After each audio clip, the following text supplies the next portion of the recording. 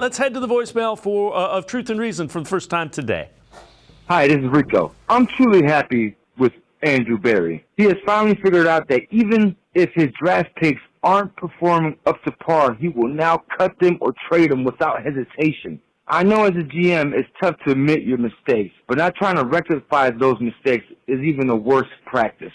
He had identified the problem areas, and he is now trying to upgrade them. Barry is now showing a greater sense of urgency that he has ever shown before. And I'm truly satisfied with him and his approach to this crucial season. Thanks. Go Browns. As always, appreciate all the voicemails. Casey, I can't argue. I think, again, I alluded to this earlier. I think it's where the roster is. You build and you're trying to develop players, and now Sean Watson for a full year. You've upgraded the defensive line. You've brought in a defensive coordinator who gives it to it's the time to win is now. It's go time. Yeah, it's also the evolution of Andrew Berry as the general manager. You know, he's young, man. He's only been, this is his 4th year on the job.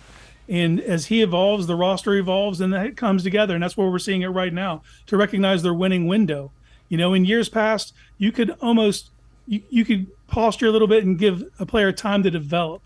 Now those players, if you're not contributing on special teams, if you do not have an active role in the roster, there's not a spot for you on the roster because of where the team is. All their chips are in the middle of the table. You know, and with that comes the win now attitude. And at that point, you got to do moves like he's been made over the last couple of days.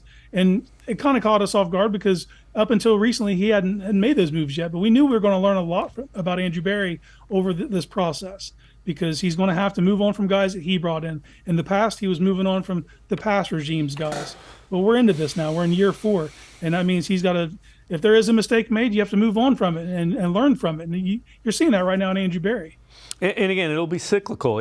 Hopefully they win, an AFC championship, go to a Super Bowl, maybe even win a Super Bowl. Then you go back to where you have to turn over a portion of the roster and develop it. But the moves tell you they think it's time to win.